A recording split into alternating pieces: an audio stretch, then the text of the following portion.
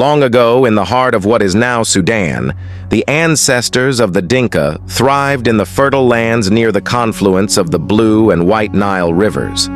This was a time of great prosperity, where the Nubian kingdom of Alwa flourished, with its capital, Soba, standing as a beacon of culture and wealth. The lands surrounding Soba were lush and fertile, perfect for raising cattle, the lifeblood of the Dinka. For centuries, the Dinka lived in harmony with their surroundings, tending to their herds and cultivating their traditions. But as the years turned, so too did their fortunes. The fall of Alwa in the 13th century marked the beginning of a long and arduous journey, one that would test the resilience of the Dinka people. The collapse of Alwa was swift and devastating. Soba, once a bustling center of trade and agriculture, fell to ruin. Nomadic tribes and rival kingdoms descended upon the region, turning the once peaceful lands into a battlefield. Among these invaders were slave raiders, driven by a growing demand for captives in the markets of Egypt and beyond. The Mamluk sultans of Egypt, eager to profit from this trade, formed uneasy alliances with the remnants of Alwa's rulers, allowing the cycle of raids to persist. For the Dinka, life became increasingly perilous.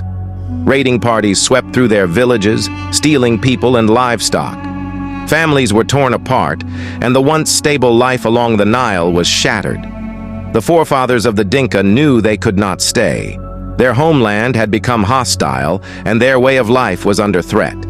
Amid the chaos, the Dinka elders gathered to decide their fate. Among them was Gordon Matot Tut of the Tiek Dinka clan, whose words would be remembered for generations. "We cannot stay," he declared. "The land dries beneath our feet.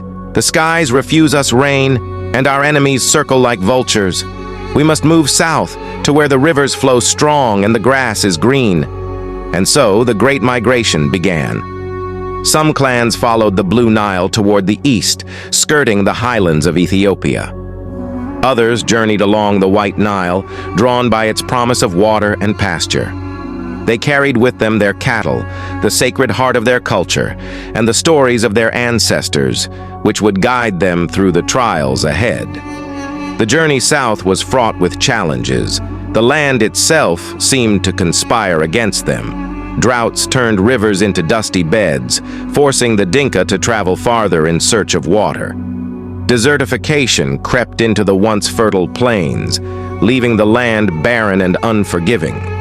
As they moved, they encountered other peoples, some welcoming, others hostile. The Dinka were not the only ones displaced by the fall of Alwa and the encroaching desert. Tensions flared over access to water and grazing lands, and skirmishes broke out. These conflicts would leave scars that lasted for generations, but the Dinka pressed on, determined to find a new home. After many years of wandering, the Dinka arrived in the vast wetlands and savannas of what is now South Sudan. Here, the land was abundant, with endless plains for grazing and rivers teeming with life. The people rejoiced, for they had found a place where they could rebuild their lives. But settling in this new land was not without its challenges. The Dinka encountered other groups, including the Nuer and Shilluk, who also relied on the land for their livelihoods. These interactions often turned into rivalries as each group vied for resources. Yet the Dinka held fast to their traditions, using their deep connection to their cattle and their oral histories to preserve their identity.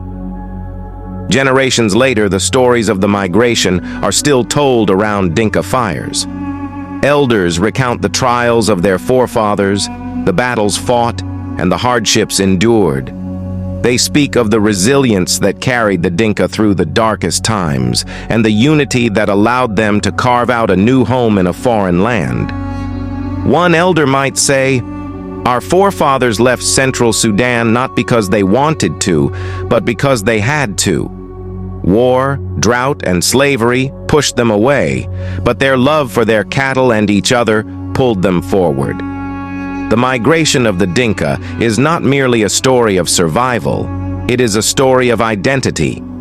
It is about a people who refused to be broken by the forces around them, who carried their culture across deserts and rivers, and who found a way to thrive in the face of adversity. The wetlands of South Sudan stand today as a testament to their journey, a land where the echoes of their past still linger in the rustle of the grass and the lowing of cattle.